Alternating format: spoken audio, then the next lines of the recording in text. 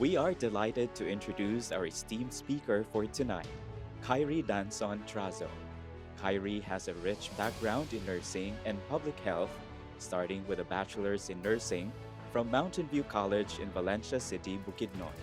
His dedication to service took him to the 1000 missionary movement, where he served in Aplanon, Iligan, and Gangwon-do Province, South Korea. Kyrie earned a master's in public health from the Adventist University of the Philippines in Silang, Cavite, focusing on health promotion and education. He has been involved in impactful community projects, including work with the Loma Linda Global Health Program and a smoking prevention initiative for teens in Balayan, Batangas. Professionally, Kyrie has served as a staff nurse at the Adventist Hospital Cebu and currently works at the DAAM Specialized Care Center Long-Term Unit 1.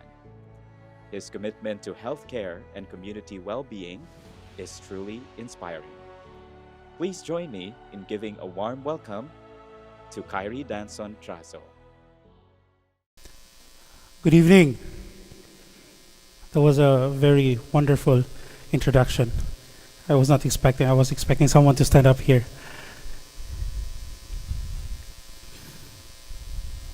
Yes. Okay. First, I'm going to ask you a question. Who among you here tonight expects that this topic is only for men? Raise your hand. Only for men. We have one. Well, that's true and also not true.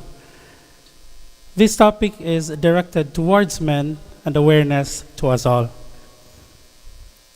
Why mental health? Last week I was in Mountain View College, and after the program started, the Sabbath program started, they had this children's story. This is a part where the speaker would invite little kids, 0 to 6 or to 10 years old, in the front to tell them a story, a Bible story, usually a Bible story. But that particular Sabbath, while I was there sitting, this woman stood up and then said, "Little kids, do you know what is mental health?" And I was taken aback, like, these little kids, they're teaching them about mental health. And I was putting myself in those kids' shoes. I was like, mental health? And then this lady started saying, "I know it's a big word." And in my seat, I commented, "Yes, I know, it is a big word." So how would she tell them about mental health? She defined mental health as being able to cope properly and to be able to tell what you feel to other people. That's simply that. Why is it relevant nowadays? Why is mental health relevant? It became more relevant 5 years back. Do you know what happened 5 years back? Pandemic hit. And then everybody was secluded. No touching. So everybody was apart from their loved ones and their friends. Well, I came here 2 weeks ago from work, and then I talked with my cousin. He was working in an IT department somewhere in Cebu, and he told me that his friend, a week before, committed suicide. This is a real story. I was curious and asked why. He said that this friend lost a very big contract with a very popular department store here in Cebu, and then he could not cope with what he lost. Then he just decided to end it. He killed himself. In 2020, there was a mass hiring in Doha, Qatar, and Filipino nurses were hired. In less than 3 months, they were there already, guaranteed a position for 3 to 6 months, helping with the pandemic. Now, with this, a lot of our kababayans went there, a lot of our nurses went there, and then they started working, and they were housed in this housing, very nice housing, but they were not to see each other. So that's the thing. Now, this one particular nurse, his father was admitted in the hospital back in the Philippines. He was from Luzon. And then his father was suffering, I think, pneumonia, with positive with COVID and everything. To make it the story shorter, his father died. He was not allowed to go home. What he did? He committed suicide in the accommodation.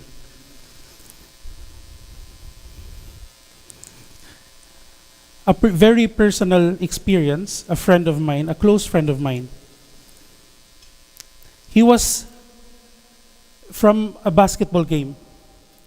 He stopped suddenly because he felt, palpitations. When he stopped, the palpitations grew. Mas nagrabe palpitations niya. And then we checked his heartbeat. He was resting at that time, 5 minutes already resting. His heartbeat was 170, 190. Like, what happened? What's happening? Is this stress? Are you stressed, bro? No, I'm not stressed. I feel fine, but I feel like I'm kulba, scared. He was anxious of something that he could not explain. Why? Why is this happening today? Why mental health? They say that the boundary between a sane and insane person is just a very thin line. And most of that is coping mechanisms. So when you cannot cope with your problem, when you cannot cope with anxiety or stress, sana lang katikang, be careful. A very thin line to insanity. Men's health matters too. Why am I highlighting this? Men, look at yourself. Look at the men in front of you or beside you. I think it's safe to say 50% of the crowd here are men, right? Dili siguro tanan bunguton na parehaning logo og sa ako pardon me kay nabalhin man gud ang buhok. This is I would shave, really I would shave. Pero wala na accent akong naong, mura na akong si Mojako. Kung tanaw niyo, so I did not para ingnon ko na makita niyo si Kyrie, si Danson na. Male deaths represent 79% of all the suicides. That's according to World Health Organization. And around 84 men die per week in the UK. That's men, just men. Why?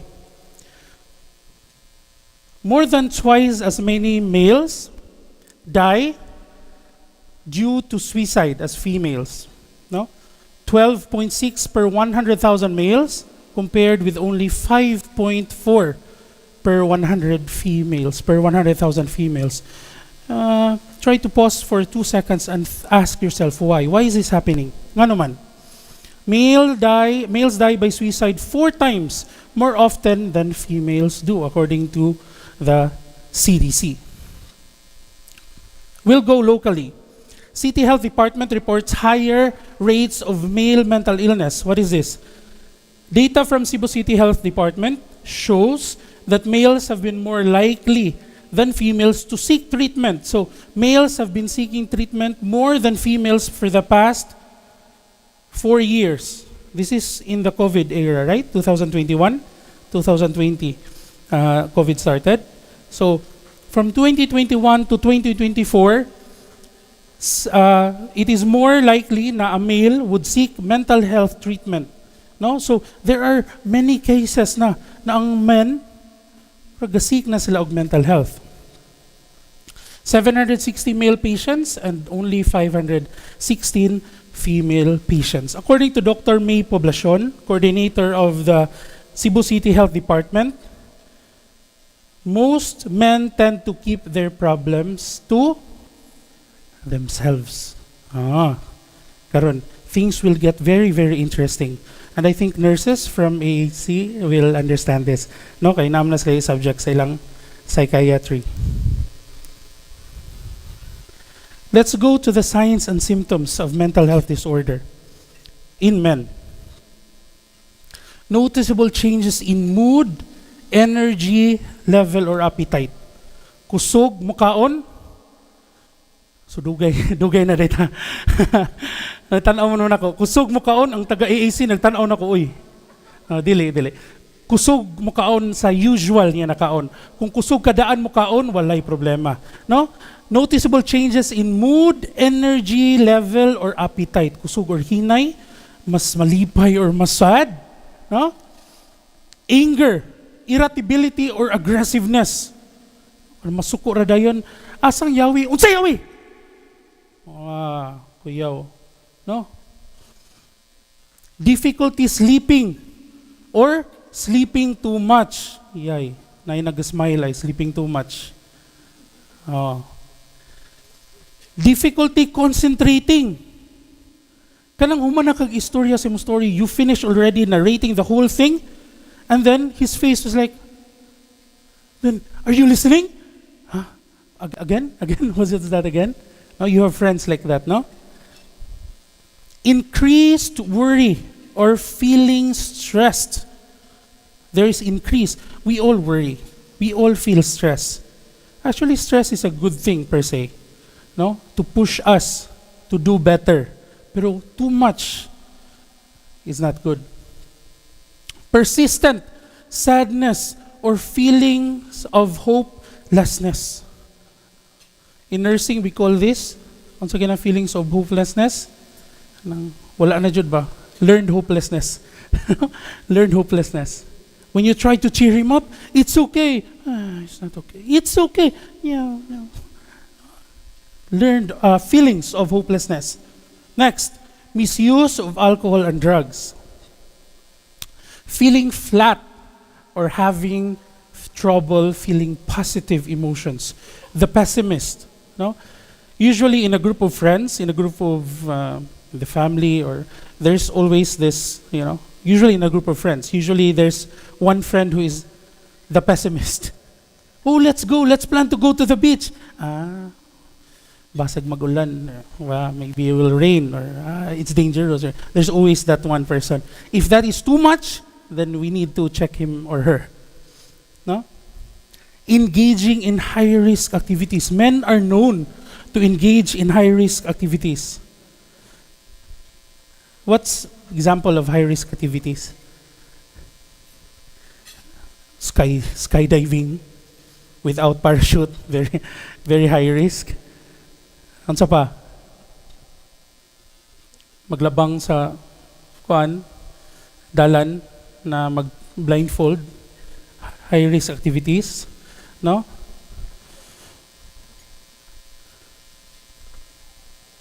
Aches, headaches, or digestive problems without a clear cause.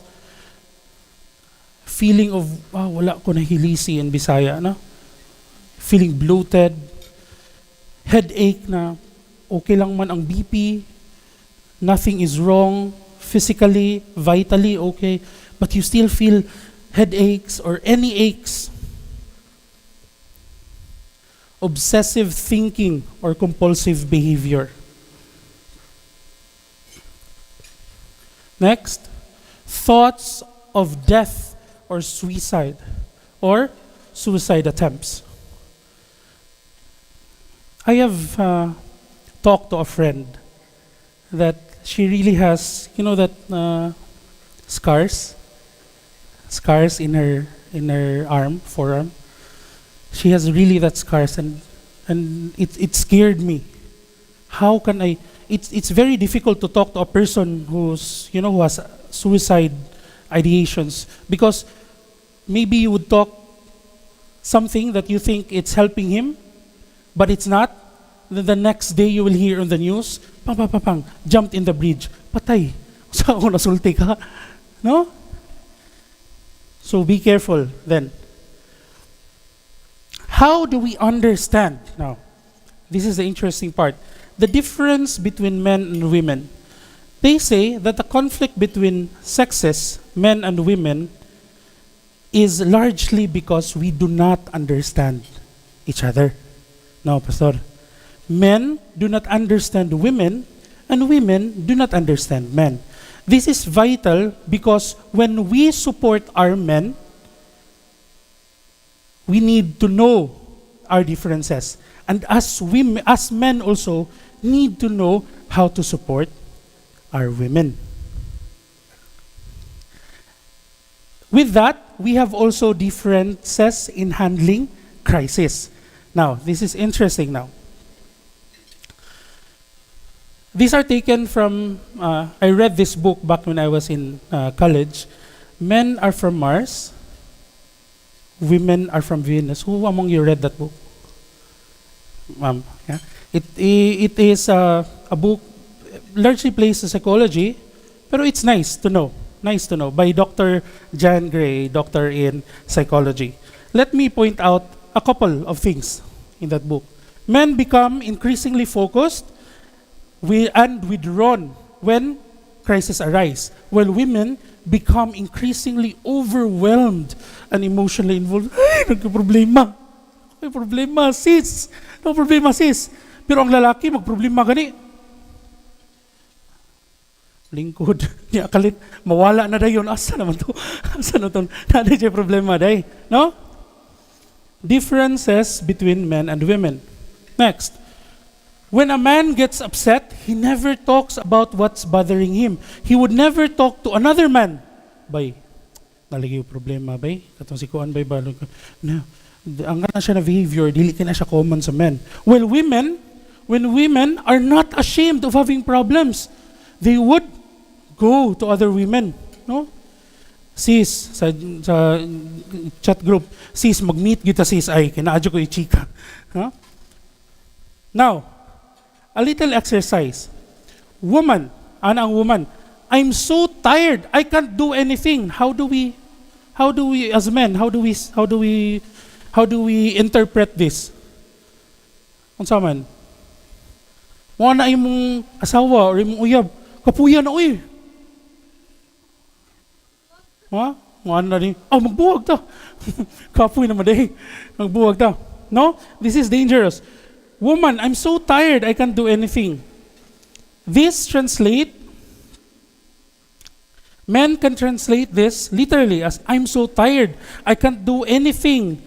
A man may hear, I do everything and you do nothing. Ingon ang babae. You should do more. I can't do it all. I felt so hopeless. I want a real man in my relationship. Lo, mo din na pag-interpret sa lalaki. Pero ang babae, ang iyang tinuod na ginasulti is, I have been doing so much today. I really need rest before I can do anything more. I am so lucky to have your support. Just hug me and reassure me that I can do it. Ana radi ang galangan nilang. Mga laki, grabe. Utsay kon! Mangisog dayon. Kalma lang. No? Kalma lang. Next. Muna isang woman, ang man, iyay, kung ay problema, kanang mga mag-uyab diri, mag-uyab o bago pang minyo, kung nagay problema, when there's a problem, sometimes the man disappears. Where is Palalabs? Where is he? No? The man becomes very, very, very silent. No? What does that mean? It's very vital also to interpret this silence. What does that mean? Does it mean the man does not love the woman anymore? Does it mean that the man is withdrawing from the woman? No. It means that he's just fighting his own battles. No? He has his own battles. He has his own way of thinking. And he withdraws to his, what we call, as John Gray said it, a man cave. No? A man cave. Man, when he has problems, he withdraws to his cave. Women, when they have problems, group chat. Sis, mag-abot dyan ta. Mag-abot dyan sis, kay daghang kay tag-istoryaon. No? Man, when he has problem, he solves it alone. Watch TV, play tennis, badminton, motor-motor, rounds out, alone. When women have problems, group, meeting, circle, sis, tama jud sis. Ay, ako pa nimo, buwagan jud na nimo. Buwagan niya. Naday mo suggesting friend, ako buwagan jud nimo, anak. No, we all have different ways of thinking. Women in groups and men in their caves. We don't know how much time would a man spend in his cave. But let us be patient with another. Now, when you see a man lurking somewhere, maybe he's thinking of something. No. Today, in Men's Mental Health magazine, it says there, the title of the what's this? The article, "Man up is not the answer." Why? If there are problems, when a man, you think that a man would tell another man, for that certain person, for that certain man, it becomes, "Oh, mag-ingon man ko, lucky ko good. Ako ni sulbaron. I'm a man. I should solve this by myself." But it's a wrong thinking, no? We need another person for support. Manning up is not the answer.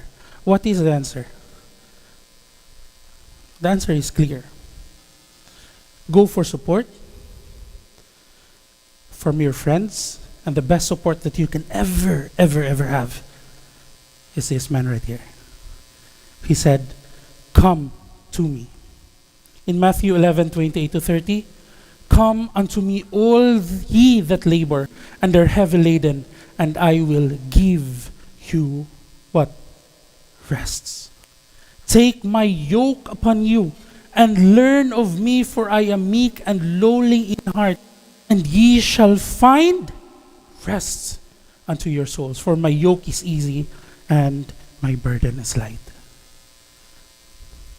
In Hebrews 13:5-6, "Let your conduct be without covetousness. Be content with such things as you have. For he himself has said, I will never leave you nor forsake you." So we may boldly say, you and I, men and women, can boldly say, "The Lord is my helper.